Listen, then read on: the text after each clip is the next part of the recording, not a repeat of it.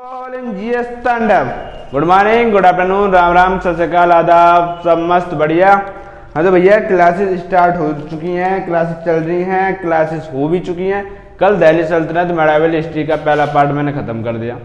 2 classes में Vijayanagar empire और Bahmani empire भी ख़त्म हो जाएगा। उसके बाद मुगल पीरियड चालू हो जाएगा। ठीक है, आज की क्लास जो है वो है विजयनगर एम्पायर पर। और विजयनगर एम्पायर में मैं बता दूं आपको जो मेन टॉपिक है, मतलब मेन जिसको पढ़ना वो है कृष्णदेव राय। और ये कृष्णदेव राय नाम तो आपने सुना होगा तेनालीराम के नाम से। ठीक है, तो आज की जो क्लासेस हैं वो हैं आपकी कृष्णदेव राय, कृष्णदेव राय नहीं मतलब विजयनगर एम्पायर। ठीक है, आज की जो क्लासेस हैं वो है विजयनगर एम्पायर। ठीक है, मैंने आपको जब बताया था कि मोहम्मद बिन तुगलक ने जब अपनी कैपिटल शिफ्ट करी थी कहाँ पे, दौलताबाद देवगिरी पे, तब यहाँ से क्या कहते हैं कर्नाटक और इस एरिया से 2 भाइयों को इन्होंने बंदी बनाया, हरिहर एवं बुक्का को, और इन दोनों को साथ लेके पहुँच गया दिल्ली। कहाँ पे? दिल्ली। ठीक है, इनका रिलीजन चेंज कराया, इस्लाम में कन्वर्ट कराया, इनको फिर सिपह सालार बनाया। पर ये दोनों भाई भी बहुत चालू थे। इन्होंने मोहम्मद बिन तुगलक को झांसे में लिया और सेना ली और धन लिया और वापस आ गए बहाना मार के कि हम यहाँ पे आपका राज्य विस्तार करेंगे। ठीक है, तो हरिहर बुक्का दोनों आते खैनी इन्होंने अपने पहला रिलीजन ख़त्म करा और अपने आप को एक स्वतंत्र राजा घोषित किया। ठीक है, कब करा? 1336 में। इधर 1347 में एक दूसरा किंगडम भी ओपन हो गया, बहमनी साम्राज्य। ठीक है, बहमनी साम्राज्य, और इधर हो गया आपका विजयनगर। ओके, तो आज का जो हमारा टॉपिक है वो है विजयनगर एम्पायर।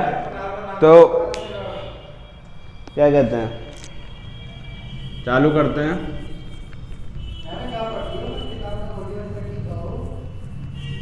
देखो, विजयनगर एम्पायर के जो फाउंडर थे वो थे आपके हरिहर एवं बुक्का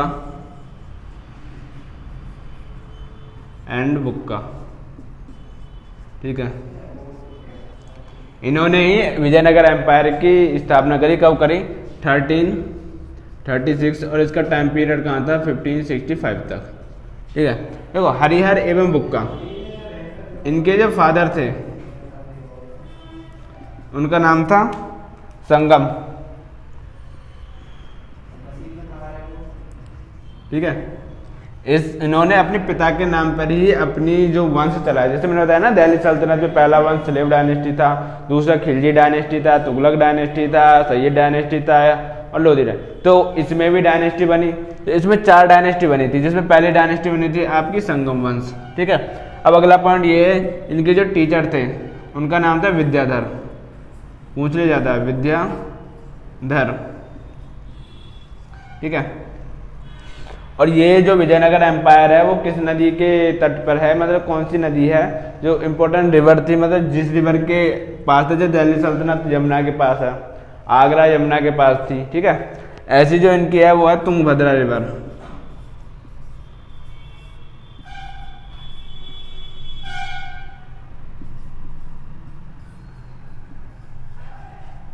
अगला पॉइंट लिखो, इन्होंने जो करेंसी चलाई,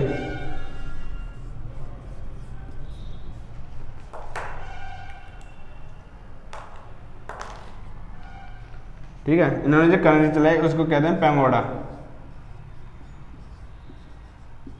ठीक है, अगला पॉइंट लिखो विजयनगर एम्पायर के बारे में। कैपिटल कहाँ थी इनकी, राजधानी जो बनाई वो बनाई इन्होंने हम्पी। ठीक है, तो विजयनगर एम्पायर वक्त के बारे में पहले 4-5 बातें ध्यान रखो कि हरिहर बुक्का, उनके जो पिता का नाम था संगम था, इसीलिए जो पहला वंश पढ़ा वो था संगम वंश। इनके एक जो टीचर थे उनका नाम था विद्याधर, और क्या कहते हैं तुंगभद्रा रिवर पर थे। करेंसी इन्होंने पेगोडा चलाई, यानी मुद्रा जो चलाई। राजधानी इनकी हम्पी थी। देखो विजयनगर एम्पायर में क्या कहते हैं 4 डायनेस्टी हुई, संगम डायनेस्टी, सालूब डायनेस्टी, तुलुब डायनेस्टी और अरविडू डायनेस्टी। कितनी? 4 डायनेस्टी। इसकी ट्रिक है संगम सतुआ, ट्रिक याद रखने की। देखो, संगम से संगम वंश, से सालूब वंश, तू से तुलुब वंश, आ से अरविडू वंश। ठीक है, तो ये सारे पॉइंट हो गए विजयनगर एम्पायर के बारे में।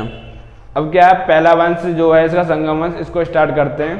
ठीक है, ये सारे पॉइंट नोट करो और हाँ जल्दी से क्वेश्चन का आंसर दो।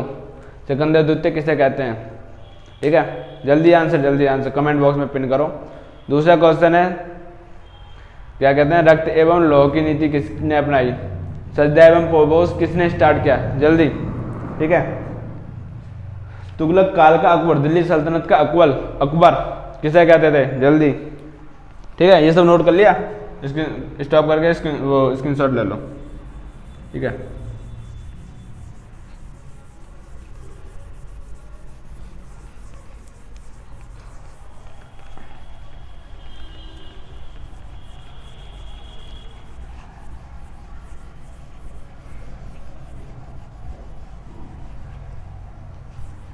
ठीक है, मैंने बताया पहला वंश, क्योंकि इसमें 4 वंश थे। आपको संगम और तुलुब ये 2 वंश इंपॉर्टेंट हैं, और बाकी के बाद जो 2 हैं आपके सुलुब वंश और अरविड वंश, वो एक एक लाइन के हैं। ठीक है, तो सबसे पहले जो है आपका वंश मैं बता रहा हूँ, संगम वंश।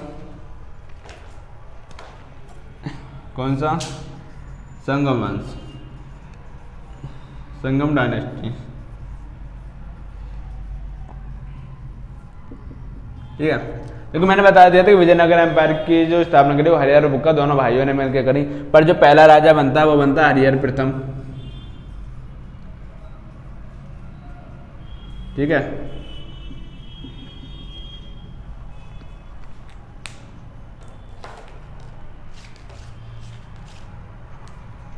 देखो हरिहर जो प्रथम जो है उसके बारे में सिर्फ 2 पॉइंट याद रखो, फाउंडर ऑफ संगम डायनेस्टी, और दूसरा कि इसके कोर्ट में एक स्कॉलर रहता था, कोर्ट स्कॉलर, उसका नाम था साइयान।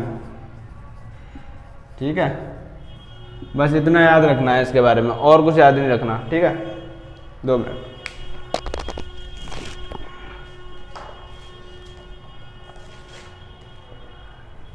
ठीक है, पहला राजा, बस 2 पॉइंट याद रखने कि फाउंडर था संगम डायनेस्टी के, पहला किंग था, और कोर्ट स्कॉलर इसके में साइयान रहता था, क्योंकि ये क्वेश्चन आ चुका है। अब दूसरा जो इसका राजा है वो है बुक्का प्रथम। ठीक है, मैंने आपको क्या बताया, जब विजयनगर एम्पायर बना तो यहाँ पे बहमनी साम्राज्य भी संग के संग बन गया था 10 साल बाद। और जब बहमनी साम्राज्य बना तो यहाँ पे एक क्या कहते हैं, रायचूर नाम की जगह पे कॉन्फ्लिक्ट हो गया, दोआब जगह थी, मतलब किस नदी और तुंगभद्रा नदी के पास में ये था, तो यहाँ पे कॉन्फ्लिक्ट स्टार्ट हो गया। कॉन्फ्लिक्ट क्या स्टार्ट हुआ कि बहमनी साम्राज्य वाले कह रहे थे कि इसे हम लेंगे, और विजयनगर वाले कह रहे थे हम लेंगे। तो ये जो बुक्का प्रथम है ये मोहम्मद शाह से हार जाता। मोहम्मद शाह कहाँ से होता है? बहमनी से होता है, बहमनी साम्राज्य से मोहम्मद शाह होता है, बहमनी साम्राज्य से होता है। और कौन हार जाता है? बुक्का प्रथम इसमें हार जाता है, इतना याद रखना है, बुक्का प्रथम इसमें हार जाता है। ठीक है, जल्दी से नोट कर लो, इसके बाद अगला पॉइंट स्टार्ट करते हैं। देखो लास्ट 1 पॉइंट और लिख लो। इसके बाद जो नेक्स्ट राजा आएगा वो था हरिहर द्वितीय, बस नाम का राजा है, इसने कुछ खास नहीं करा। इसके बाद जो आता है, नोट कर लिया,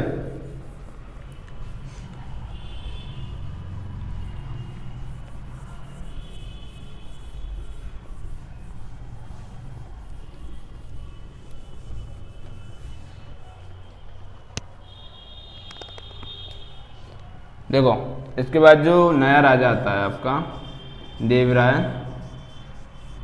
प्रथम। ठीक है, देखो इसने आते कहने मतलब इसने अपना एक टाइटल लिया था, जो इसका फेमस टाइटल है वो है, टाइटल जो इसने अपने लिए लिया था, टाइटल वो था महाराजा धीराज का।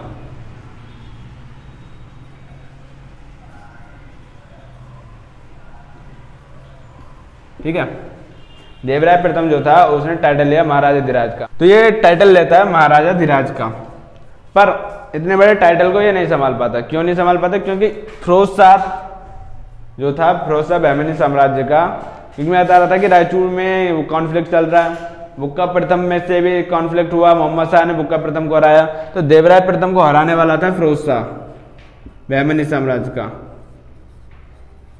ठीक है, बहमनी साम्राज्य का, उसने इसको हरा दिया।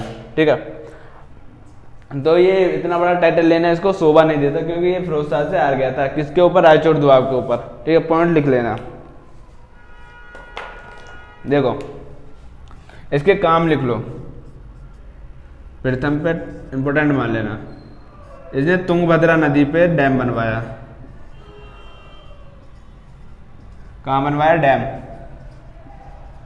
ठीक है, अपनी सेना में तुर्क धनुधर रखने चालू कर दिए।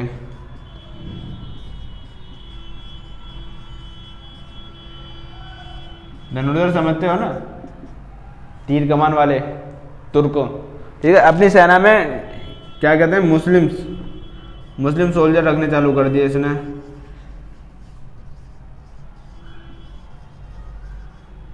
ठीक है, यह तो हो गया इसके बारे में। अब एक और चीज, इसके साम्राज्य में एक इटालियन ट्रैवलर आया था इटली से। कौन था? Niccolo de Conti. पूछ लिया जाता है कि निकोलो डी कॉन्टी किसके टाइम पीरियड में आया था, कौन से एम्पायर में आया था। ठीक है, तो इटालियन ट्रैवलर था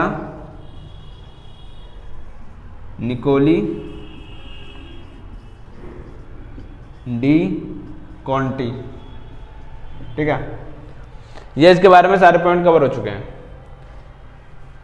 देवराय प्रथम टाइटल लेता है महाराजा धीराज का, फिरोज शाह बहमनी साम्राज्य का, इसको हरा देता है। काम क्या करवाता है? तुर्क धनुधर रखता है, तुंगभद्रा नदी पे डैम बनवाता है, मुस्लिम सोल्जर्स रखता है। इसके टाइम में कौन आता है? निकोलो डी कॉन्टी इसके टाइम में भारत में आता है। ठीक है, यही पॉइंट इंपॉर्टेंट है इसके। ठीक है, पॉइंट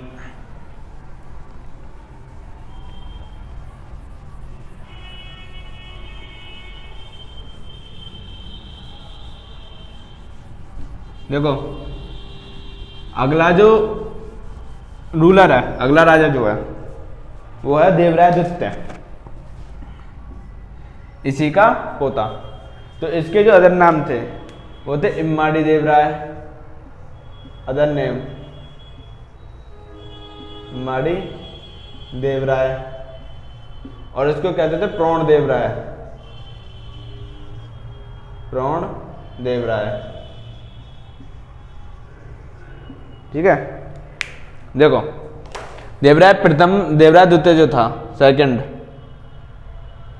देवराय सेकंड जो था वो इस संगम वंश का सबसे क्या कहते हैं सफल राजा जिसे कहते हैं। क्या कहते हैं रायचूर पर वो चल रहा था, कॉन्फ्लिक्ट चल रहा था, इसने बहमनी साम्राज्य से मैरिज कॉन्टेक्ट बनाए और वो कॉन्फ्लिक्ट भी खत्म कर दिया। इसके अदर नेम थे इम्माड़ी देवराय, प्रोण देवराय। क्योंकि प्रोण देवराय कैसे कहते हैं? प्रोण वो होती है ना वृद्ध अवस्था से पहले की जो अवस्था होती है, 35 से 45 के बीच की जो एज होती है, तो उसको प्रोण बोलते हैं। ठीक है, तो प्रोण देवराय इसको कहा गया। इसको क्या कहते हैं हाथी मारने का शौक था, शिकार खेलते हैं ना, तो उसमें हाथी मारने का शौक था। तो ये क्या कहते हैं टाइटल लेता है किसका? गजबेटकर, गजबेटकर की उपाधि लेता है। ठीक है, कौन सी उपाधि लेता है? गजबेटकर की। ये बड़ा ही शालीन राजा था, मतलब बिल्कुल धर्मनिरपेक्ष था। तो ये जो अपनी थ्रोन था, मतलब जो सिंहासन था, उसके एक साइड पे क्या गीता रखता है और दूसरी साइड पे कुरान रखता है। ठीक है, समझे? ये जो राजा था देवराय द्वितीय, ये अपने थ्रोन के साइड में एक साइड गीता रखता था, दूसरी तरफ कुरान रखता था। इसके जो टाइम पीरियड है उसमें पर्सिया से एक ट्रैवलर आया था। देखो देवराय प्रथम के टाइम में कौन आया था? निकोलो डी कॉन्टी इटालिया से, मतलब इटली से। इसके टाइम में पर्शिया से फारस से एक वो आता है ट्रैवलर जिसका नाम था अब्दुल रज्जाक, और ये बहुत इंपॉर्टेंट है, अब्दुल रज्जाक, ठीक है। इसकी बुक का नाम वो भी बहुत इंपॉर्टेंट है, वो क्या है, मतलाए साइन,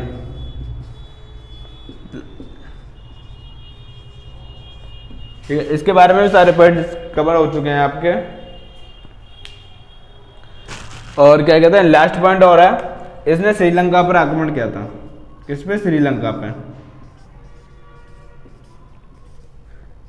श्रीलंका पर आक्रमण करता है, ठीक है। तो देवराय द्वितीय जो था वो संगम वंश का बहुत ही क्या कहते हैं पावरफुल किंग माना गया, क्योंकि इसने सारी चीजों को बड़े मैनेज करके रखा। जो ये अब्दुल रज्जाक है, इसने अपनी बुक में लिखा था कि जो विजयनगर एम्पायर है उसमें 300 सी पोर्ट्स हैं, यानी बंदरगाह हैं। और मान रहे हो 300 सी पोर्ट तो कितना बड़ा ट्रैवलर होगा ये, मतलब कितनी बड़ी वो करता होगा, क्या कहते हैं, एक्सपोर्ट इंपोर्ट करता होगा, बिजनेस कितना, मतलब इसके टाइम में व्यवसाय कितना तगड़ा होगा, ठीक है। 300 बंदरगाह आपके, ठीक है। ये पॉइंट्स कवर हो गए। इसके बाद देखो, नोट करो इसे सबको।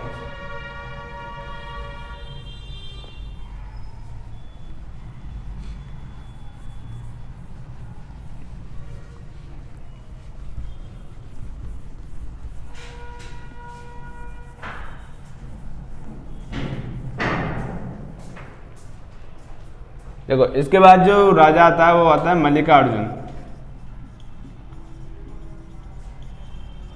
ये जो मल्लिकार्जुन होता है ये इतना ताकतवर शासक नहीं होता है, तो इसके टाइम में ही जो है क्या कहते हैं शासन कमजोर होने लग जाता है।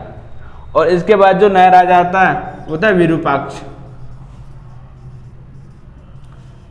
और विरूपाक्ष के टाइम पे ही क्या कहते हैं सालू नरसिंह, सालू नरसिम्हा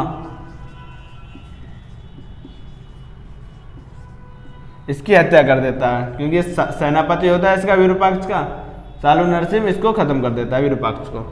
तो आपकी संगम डायनेस्टी खत्म, इतनी सी थी। इसमें आपको देवराय द्वितीय ज़्यादा पढ़ना है, देवराय प्रथम पढ़ना है, फाउंडर कौन थे, हरिहर बुक्का वगैरह आपको क्या करना, सब कंप्लीट हो गया। इसको याद रखना, मैं कल क्वेश्चंस भी पूछ सकता हूँ आपसे, ठीक है। चलो कंप्लीट हुआ। देखो अब दूसरी डायनेस्टी चालू होगी, कौन सी, सालू डायनेस्टी।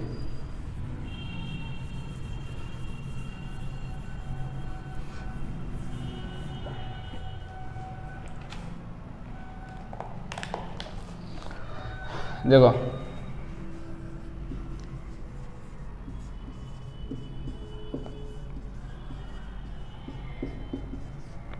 पहला किंग था वीर सालू नरसिम्हा,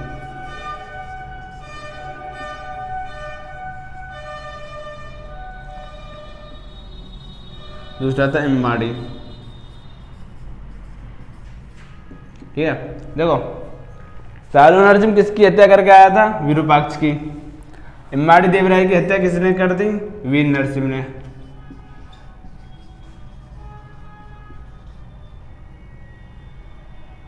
ठीक है। बस इतना ही है इस डायनेस्टी में, बस इतना ही है और कुछ नहीं है। ये डायनेस्टी आपकी यहाँ खत्म हुई। इसके बाद देखो दो ही पॉइंट है, सालू नरसिम्हा किसकी हत्या करके आया, विरूपाक्ष की। अगला जो राजा था इम्माड़ी, उसके क्या कहते हैं सेनापति वीर नरसिम्हा ने इसका हत्या कर दी, ठीक है।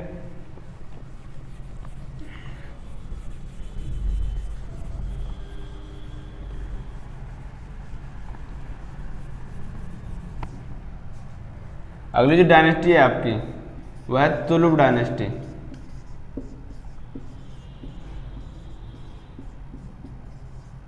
और तुलुप डायनेस्टी का जो फाउंडर होगा, अभी बताया ना मैंने, वीर नरसिम्हा ने खत्म कर दिया किसको, इम्माड़ी को। तो फाउंडर कौन होगा, वीर नरसिम्हा,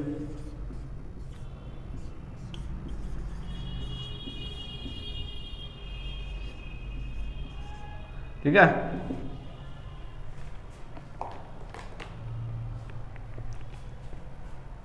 वीर नरसिम्हा क्या फाउंडर है किसका, तुलुक डायनेस्टी।